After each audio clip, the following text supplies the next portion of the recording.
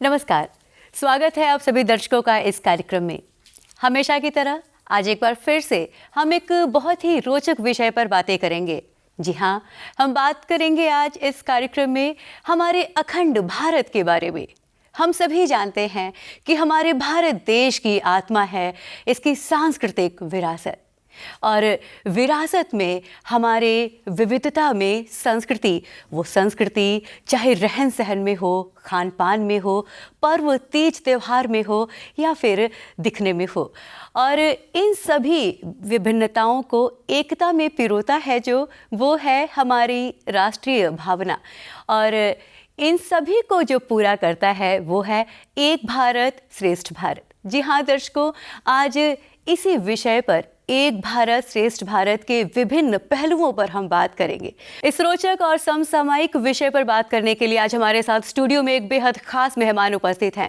जी हाँ, हमारे बीच हैं काशी हिंदू विश्वविद्यालय में आचार्य के पद पर कार्यरत डॉक्टर बाला लखेंद्र जी। सर नमस्कार और बहुत बहुत स्वागत आपका। बहुत बहुत धन्यवाद, बहुत बहुत धन्यवाद। मैंने आपको देखा है कि आपने इस विषय पर बहुत ही काम किया है और लोगों को भी जागरूक किया है। तो सबसे पहले तो हमें बताइए कि एक भारत श्रेष्ठ भारत, इसका मूल उद्देश्य क्या है? एक भारत श्रेष्ठ भारत कार्यक्रम वर्ष 2015 में माननीय प्रधानमंत्री श्री नरेंद्र मोदी जी के नेतृत्व में आरंभ हुआ था। और इस कार्यक्रम का मूल उद्देश्य था कि हम भारत के सांस्कृतिक विरासत को, भारतीय चेतना को, यहाँ के जो युवा हैं, यहाँ की जो संस्कृति है, हमारी जो पहचान है, उसको लेकर हम जन जन तक जाए। भारत एक ऐसा देश है, अगर आप भारत देश को देखेंगे तो भारत अपने आप में विविधता लिया हुआ एक संपूर्ण राष्ट्र है, जिसकी जो एकात्मकता की बात करें तो अगर आप देखें तो भारत में शिव और पार्वती की बात होती है। शिव कैलाश में रहते हैं जो हिमालय है, और पार्वती जो कन्याकुमारी है वो पार्वती हैं। तो आप सोच सकते हैं कि भारत कितना अखंड है, कितना विस्तृत है और व्यापक है कि एक शीर्ष पे शिव हैं और दूसरे स्थान पर कन्याकुमारी माता पार्वती स्वयं है, और उस बीच का भूभाग भारत है। तो ये अखंड भारत है। इस कार्यक्रम का मूल उद्देश्य ये था कि हम अपने युवाओं में राष्ट्रीय एकता की चेतना को बढ़ावा दें। हम अपने खान पान, रहन, हमारी जो और जो रीतियां हैं, हमारे जो पर्व हैं, त्यौहार हैं, वो जन सामान्य से लेकर लोगों तक पहुँचे, उनके बीच में जानकारी हो। यही मूल उद्देश्य था। जैसे अभी हम बात करें एक भारत श्रेष्ठ भारत की, तो इसका जो एक यूथ एक्सचेंज प्रोग्राम था, युवा एक्सचेंज प्रोग्राम, तो ये उसका मूल उद्देश्य था। अगर हम संक्षेप में कहना चाहें तो एक भारत श्रेष्ठ भारत कार्यक्रम का मूल उद्देश्य भारत के सांस्कृतिक विरासत को, भारत की जो आत्मिक चेतना है, एकता, अखंडता है, उसको आत्मसात करते हुए आने वाली पीढ़ी को, युवाओं को एक नई दिशा प्रदान करना इसका मूल उद्देश्य है। जी, विविधता में एकता लिए हुए ये हमारा एक भारत श्रेष्ठ भारत। अभी आपने बोला कि युवाओं से जुड़ा हुआ भी आपने यहाँ पर चर्चा किया, तो हम आपसे पूछना चाहेंगे युवा जो कि हमारे भारत देश की आने वाली पीढ़ी है, हमारा भविष्य है, इनकी भूमिका क्या है इसके तहत? निश्चित रूप से भारत का जो ये कार्यक्रम है एक भारत श्रेष्ठ भारत, इसमें युवाओं की भूमिका महत्वपूर्ण है। भारत सरकार ने युवाओं को लेकर राष्ट्रीय युवा नीति का गठन किया है। सबको पता होना चाहिए, हमारे युवा जानते भी हैं कि राष्ट्रीय युवा नीति बनाई गई उनके लिए, और उसमें हमने शामिल किया है भारत के सांस्कृतिक गतिविधियों को।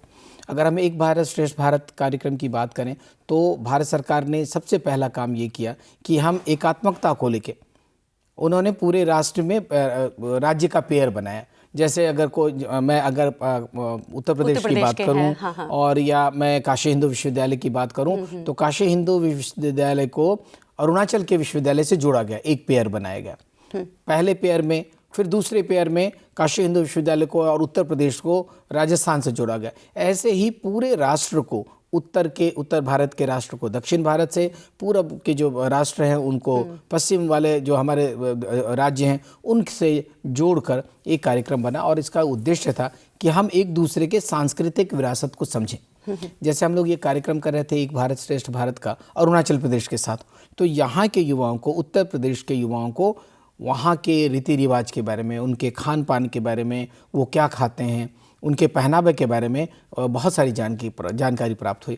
आपको जान के बहुत खुशी होगी कि अरुणाचल प्रदेश में लगभग 25 जनजातियां हैं, और उनके जो पहनावे हैं वो उस पहनावे के आधार पर एक दूसरे को आप पहचान जाते हैं। तो ये बहुत बड़ी बात है।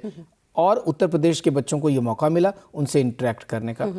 वहाँ से भी अरुणाचल प्रदेश के बच्चे हमारे यहाँ आए थे काशी हिंदू विश्वविद्यालय में, और फिर हम लोगों ने उनको उत्तर प्रदेश का जो भोजन है जैसे बाटी चोखा है, फिर हम जो होली त्यौहार मनाते हैं और भी जो हमारे त्यौहार हैं, रीति रिवाज हैं, हमने उनके साथ बातचीत की। तो उससे जो एक भावनात्मक संबंध बनता है, यही इसी कार्यक्रम का मूल उद्देश्य है और ये इसी को लेकर पूरे भारत सरकार ने कार्यक्रम को संचालित किया है। आज अगर उत्तर प्रदेश के बच्चों को बात करें पूर्वोत्तर के बारे में तो उनके पास एक साल, लेकिन उसके पहले क्या था, वो बिल्कुल सोचते थे पूर्वोत्तर के लोग तो बिल्कुल उनकी दुनिया कुछ और होगी। तो ये जो है इसमें युवाओं की बहुत महत्वपूर्ण भूमिका है। युवा ही सारे इसके आप कह सकते हैं कि प्रेरणा स्रोत हैं। हाँ, वो चीज़ों को लेके आगे बढ़ते हैं। और जब हम बात कर रहे हैं एक भारत श्रेष्ठ भारत की, तो अभी आपने बोला कि हम उत्तर को दक्षिण से, पूरब को पश्चिम से जोड़ रहे हैं, और हाल ही में जब सांस्कृतिक विषयों पर हम बात करते हैं तो ऐसे बहुत से सांस्कृतिक कार्यक्रम हैं जो केंद्र सरकार करा रही है ताकि ये जो हमारी विविधता है, हमारी एकता है, ये और भी अधिक फैले। तब कितनी कठिनाई होती है जब अभी आपने बोला खान पान पर ऐसा होता है, तो हमारी जब संस्कृति, बोली, भाषा अलग है, हमारे खान पान अलग हैं, तब इसको एक करना कितना मुश्किल होता है, वो कैसे करते हैं? निश्चित रूप से देखिए, हर राज्य का, हर क्षेत्र का उसका अपना एक तरीका होता है। अब जैसे आपको बाटी चोखा की मैं बात करूं, जब हमारे बच्चे कभी नहीं खाया हुआ है, अरुणाचल प्रदेश से जब बच्चे आए थे तो हम लोगों ने उनसे वो बनवाया, आटा गुथवाया, फिर उसमें सारी सामग्रियां बनी, सत्तू मिला के और सब कुछ। फिर जब वो सेकने की बात आई तो वहाँ उपले यहाँ पर यूज होते हैं, तो उसमें से मैं एकदम सच्ची बात बता रहा हूँ, it is recorded, is on record. तो वहाँ से कुछ लड़कियों ने पूछा कि ये जो उपला है वो कहाँ से आया है, क्या है? तो उनको बताया गया कि ये काऊ का जो डंग है, हमारे यहाँ जो गाय और जो भैंस है उससे गोबर से ये बना है। सो देयर वॉज अ, मतलब मैं उस रिएक्शन को बता नहीं सकता आपको। उनको लगा छी छी छी छी, कैसे, मतलब आप लोग कैसे खाते हैं इसको? मैंने कहा कि देखो, वो I was the coordinator of that programme, तो हमने उनको बताया, लेकिन उनके मन में वो हिचक थी और फिर मतलब किसी तरह से वो इसके लिए तैयार हुए। और जब उन्होंने टेस्ट किया, खाया और अपनी उन चीज़ों को निकाल के, तो शायद उनको अच्छा लगा, बाद में उन्होंने अच्छा फीडबैक दिया। फिर हमारे बच्चे भी पूर्वोत्तर जब गए, वहाँ अरुणाचल में गए, नागालैंड में गए और दूसरे क्षेत्रों में, तो हमारे दिमाग में एक कंसेप्ट है कि जो पूर्वोत्तर के लोग होते हैं, पूर्वोत्तर के जो युवा होते हैं, वो बहुत मांसाहार करते हैं। तो उनके मन में भी ये धारणा थी कि पता नहीं कुछ ऐसे शाकाहारी बच्चे भी होते हैं, तो कि वहाँ क्या होगा। लेकिन इससे क्या है, जो एक मिथ है हमारे अंदर का, जो भ्रम है, ये तब टूटता है जब हम वहाँ जाते हैं और साक्षात दर्शन करते हैं और उन चीज़ों को आत्मसात करते हैं। तो एक भारत श्रेष्ठ भारत का जो मूल कार्य उद्देश्य है कि आपके मन में भारत की विविधता के प्रति विश्वास तो है, लेकिन जानकारी का अभाव है। तो इससे जब यूथ एक्सचेंज प्रोग्राम हुआ, हमारे सांस्कृतिक कार्यक्रम हुए, उनके जो नृत्य हैं, हमारे नृत्य हैं, दोनों में बहुत अंतर है। हमारे जो होली का नृत्य है, या बहुत उत्तर प्रदेश अपने आप में एक बहुत व्यापक राज्य है और यहाँ इतनी सारी विविधताएं हैं, इतने सारे गीत हैं, इतने सारे संगीत हैं, वैसा ही अरुणाचल में भी है, लेकिन हमें पता नहीं है। तो इस यूथ एक्सचेंज प्रोग्राम से, एक भारत श्रेष्ठ भारत कार्यक्रम के माध्यम से हम भारत को समृद्ध कर रहे हैं, सशक्त कर रहे हैं, और निश्चित रूप से आने वाले दिनों में पूरा देश एकीकृत होगा जब हम एक दूसरे की संस्कृति को, एक दूसरे के रीति रिवाज को अपनाएंगे, एक दूसरे के पर्व को अपनाएंगे। अभी आप देखिए, जो हमारा एक लोक पर्व है छठ का, बिहार में पहले ये बहुत मनाया जाता था, बहुत धूमधाम से मनाया गया। जी, हाल ही में अब तो बिहार के सीमाओं से बहुत दूर उत्तर प्रदेश और दिल्ली और अब विदेश में लोग मना रहे हैं। तो जब आप वो हमारा एक संस्कृति का हिस्सा है, सांस्कृतिक विरासत है छठ, तो ये संस्कृति का केंद्र है और हम इसको पल्लवित करेंगे, पुष्पित करेंगे, और निश्चित रूप से इसमें युवाओं का महत्वपूर्ण योगदान है। हमने अभी खान पान की बात करी, रहन सहन की बात की, और जब बात आती है हमारे विचारों की, तब इसको एक कर पाना कितना चुनौतीपूर्ण होता है। ये देखिए, ये एक बहुत ही सुखद संयोग है और बहुत, इसे तो मैं मानता हूँ कि जो हमारी विविधता है हमारी शक्ति है। भारत राष्ट्र एक ऐसा राष्ट्र है जहाँ इतनी भाषाएं बोली जाती हैं। हमारे यहाँ तो एक कहावत है कि कुछ कुछ दूरी पर कोस कोस में पानी बदले और कुछ दूर पे वानी, तो पानी का स्वाद बदल जाता है, वानी जो हमारी भाषा है वो बदल जाती है। तो जिस देश में हमारे संविधान के अष्टम अनुसूची में 22 भाषाएं अधिकृत, जिसमें तमिल से लेकर मलयालम, कन्नड़, उड़िया, मैथिली, सब, हिंदी, ये सारी भाषाएं हैं, तो जिस देश में 22 भाषाएं हों, उस देश में निश्चित रूप से थोड़ी बहुत चुनौतियां तो होगी ही, क्योंकि अभी आपको पता है कि हमारे माननीय प्रधानमंत्री जी के नेतृत्व में काशी तमिल संगम में एक बड़ा कार्यक्रम, एक बड़ा प्रोजेक्ट लेके हम लोग चल रहे हैं। चौथा संस्करण इसका। जी, अभी 2 दिसंबर से 15 दिसंबर तक ये आयोजन होगा। मुझे याद है जब हम लोग कभी चेन्नई जाया करते थे और रेलवे स्टेशन पे जब हम किसी से पूछते थे कि भाई साहब हमें फलाने जगह के लिए टैक्सी चाहिए या बस चाहिए, तो उनका चेहरा सपाट होता था। वो मुझे ऐसे देखते थे कि जैसे हम लोग पता नहीं कहाँ से आ गए हैं। ठीक। लेकिन आज उलट हो गया है, अब विपरीत, वो अच्छी हिंदी बोल रहे हैं और अच्छे से आपसे कम्युनिकेट करेंगे। और जब वो काशी में आते हैं या फिर देश के किसी अन्य क्षेत्र में जाते हैं तो लोगों में जागरूकता बढ़ी है भाषा के प्रति। हाँ, निश्चित रूप से एक चुनौती अभी भी शेष है, क्योंकि हमें उन्हें बताना होगा कि यदि आप हिंदी समझते हैं तो हिंदी बोलिए, यदि आप तमिल समझते हैं, मलयालम समझते हैं, कन्नड़ समझते हैं, उड़िया समझते हैं, तो हम एक दूसरे का आदान प्रदान करें। और सांस्कृतिक विरासत को सहेजने में भाषा एक महत्वपूर्ण कड़ी है। तो ये बहुत बड़ी बात है जिसके प्रति हमें लोगों को जागरूक करना होगा। और ये तभी संभव है जब हम साहित्यिक महोत्सव करें, सांस्कृतिक महोत्सव करें, और जिसका उदाहरण काशी तमिल संगमम है, जिसमें लगभग 3000 के करीब वहाँ के कलाकार, शिक्षाविद आ रहे हैं, विद्यार्थी आ रहे हैं। और इस वर्ष यहाँ से भी उत्तर प्रदेश के भी जो विद्यार्थी हैं, यहाँ के जो छात्र हैं, शिक्षक हैं, वो सब जाएंगे वहाँ राजभवन में रुकेंगे और राज्य के तमिलनाडु के अलग अलग भागों में जाएंगे। ये तो एक उदाहरण है। लेकिन ये एक भारत श्रेष्ठ भारत कार्यक्रम के अंदर जो एक पेयर स्टेट का संकल्प हुआ था, तो उसमें भी हम लोगों ने बहुत कुछ सीखा है, हमारे युवाओं ने सीखा है।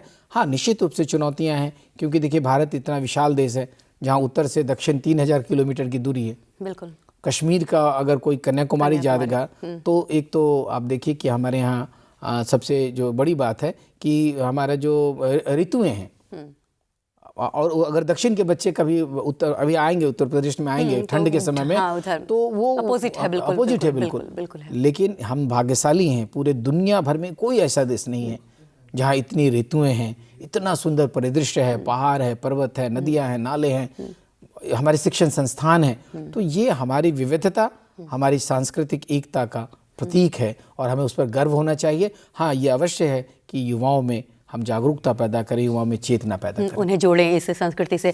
अभी आपने इतना अच्छा बोला, काशी तमिल संगमम है, वहाँ की संस्कृति भी विश्व की प्राचीन संस्कृति है और हमारे काशी की भी जो बोली, भाषा और संस्कृति है, ये भी प्राचीन है।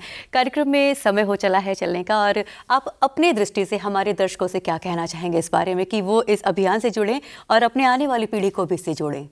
बचपन में हम एक गीत गाया करते थे, हिंद देश के निवासी सभी जन एक हैं, रंग रूप वेशभाषा चाहे अनेक है। हमारी विविधता में हमारी एकता है और एकता में ही हमारा संकल्प है। अगर हम भारत को विकसित भारत बनाना चाहते हैं तो हमें सबको मिलकर एकजुट होकर आगे चलना होगा। एक भारत श्रेष्ठ भारत। बहुत अच्छी जानकारी हमसे साझा की, विविधता में एकता समेटे हुए, और अतिथि देवो भव जैसे हमारे भारत देश में ऐसी परंपरा लेके हम चलते हैं कि हम अपने अतिथि को भी देवता मानते हैं। इस तरह की अनेकों भावनाएं यहाँ पर हैं कि जब दुनिया भर से लोग यहाँ पर आते हैं तो इस भावना को, इस संस्कृति को महसूस करते हैं। और आप जैसे लोग जब अपने मतों से, अपने दृष्टि से, अपने दृष्टिकोण से ऐसी भावना रखते हैं, लोगों को जागरूक करते हैं, तो ये महत्वपूर्ण और भी अधिक हो जाता है। बहुत रोचक विषय पर आज हमने बात की, एक भारत श्रेष्ठ भारत। तो चलते चलते अब आपसे यही कहना चाहेंगे कि इस अभियान में जुड़ें, अपने बच्चों को जोड़ें, स्वयं को जोड़ें, क्योंकि ये एक हमारा ये जो राष्ट्र है, महान राष्ट्र है, हम एक बहुत गौरवशाली देश से आते हैं। सर, बहुत बहुत धन्यवाद करते हैं आपका, अपने कीमती समय हमें दिया। और फिर से किसी कार्यक्रम में मिलेंगे, फिर किसी विषय के साथ। तब तक के लिए अनुमति दीजिए। नमस्कार। नमस्कार।